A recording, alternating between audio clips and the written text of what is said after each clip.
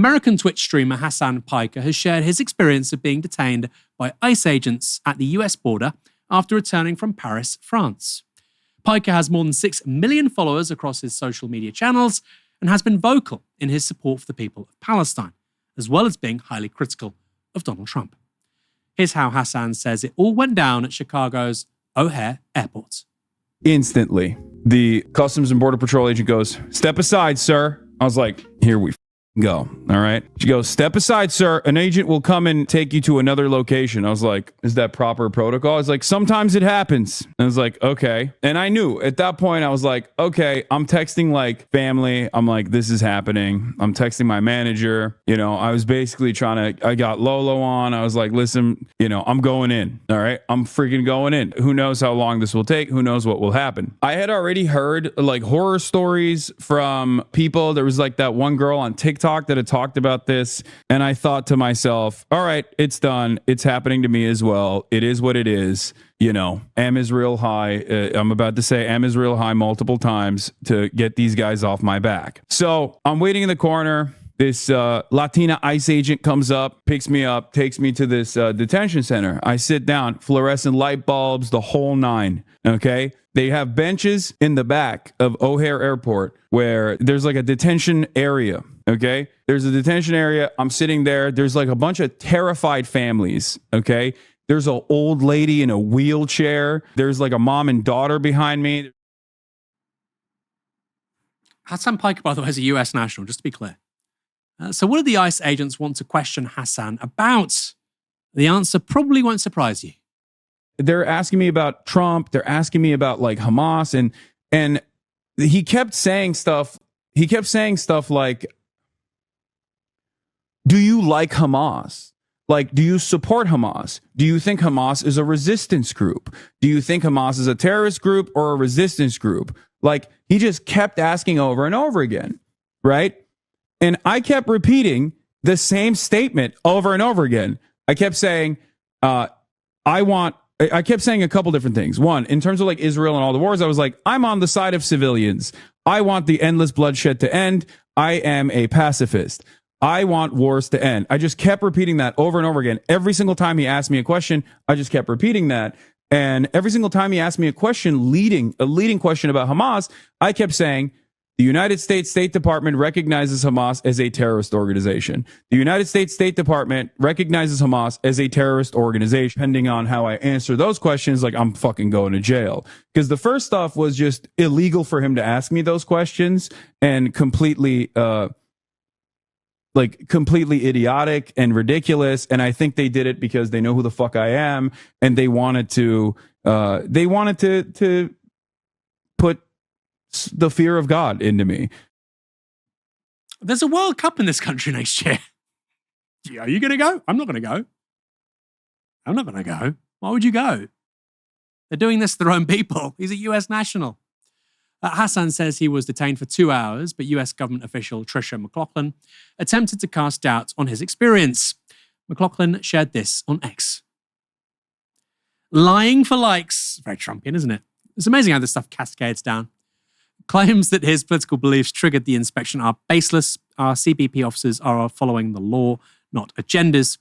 Upon entering the country, this individual, he's a citizen, ma'am, was referred to further inspection, a routine lawful process that occurs daily and can apply for any traveller. Once his inspection was complete, he was promptly released.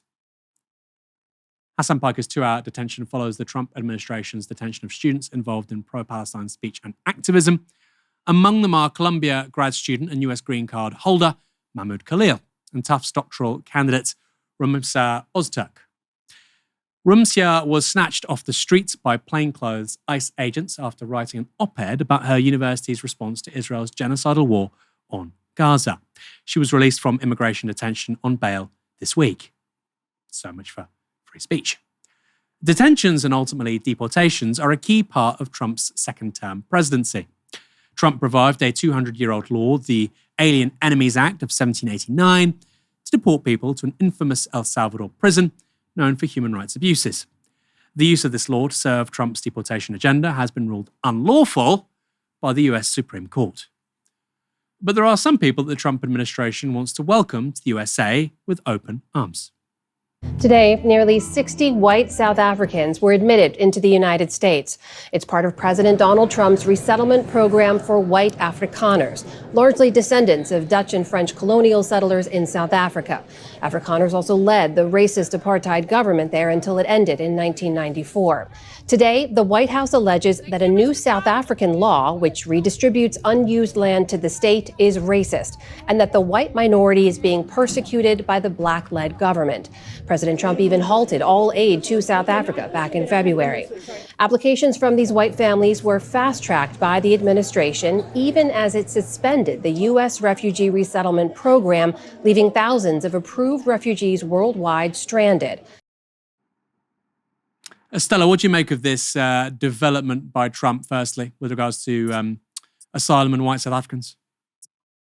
Is it because Elon Musk is South African and because he's a big supporter of this group? This is what I'm wondering. I'm wondering because there are right-wing organizations who are big supporters of these people. And look, every government, sovereign governments have the right to make their own refugee policies. Absolutely. And I do not want to say that none of these people who are refugees never were in danger of anything. I do not know their personal circumstances. I was not the person responsible for their asylum application.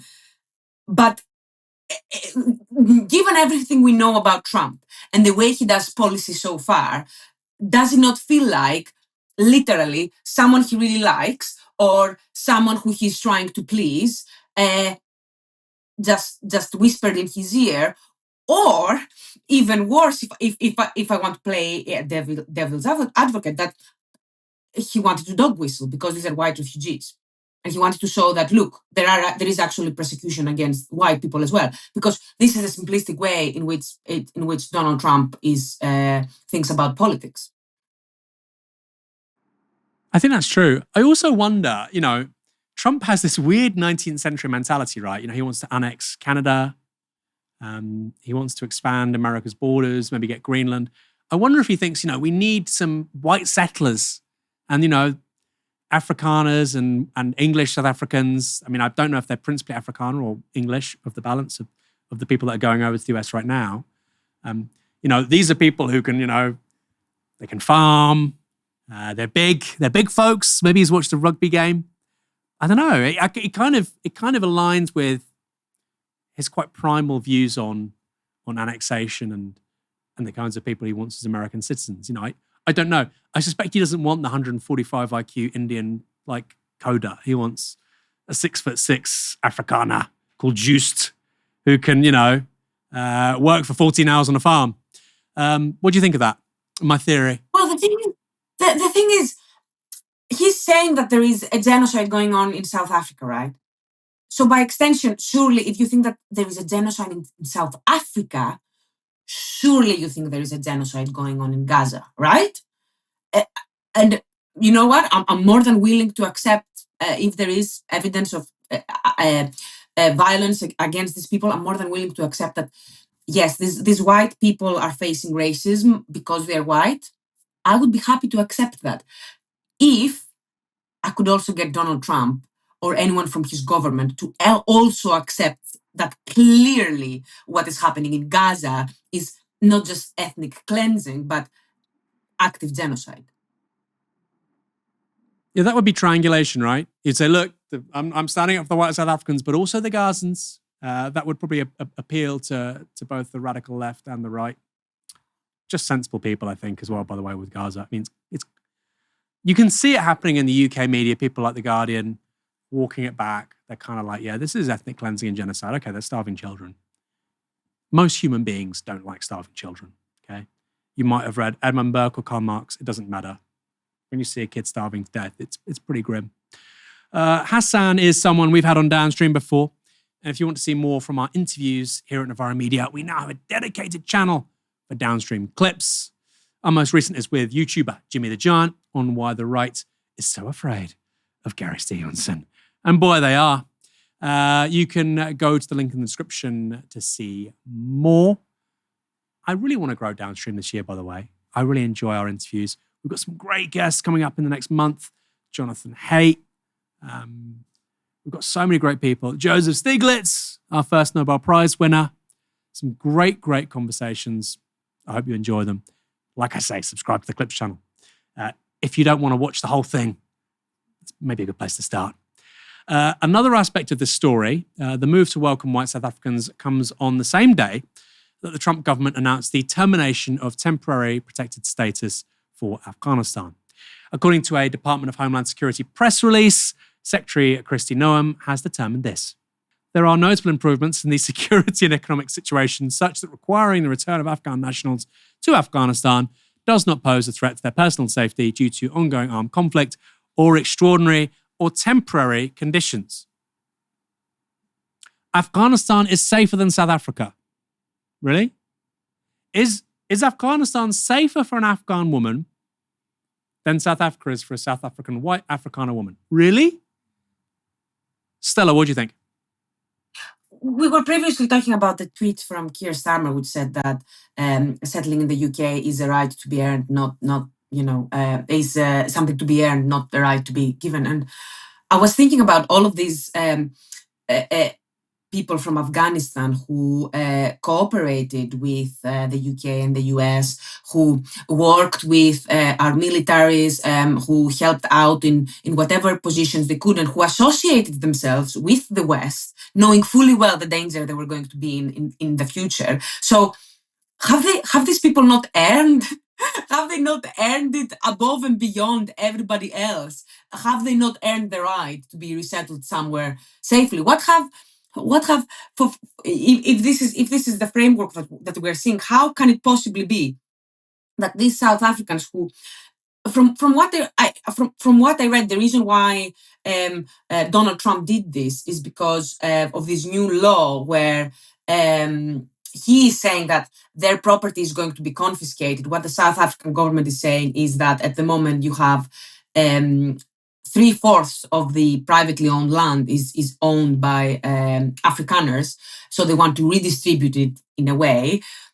I'm not suggesting that I know everything about this policy or that I agree with this policy. I'm just saying this is what triggered Trump's actions. So is this really what prosecution Trump thinks is the most worthy of refugee status?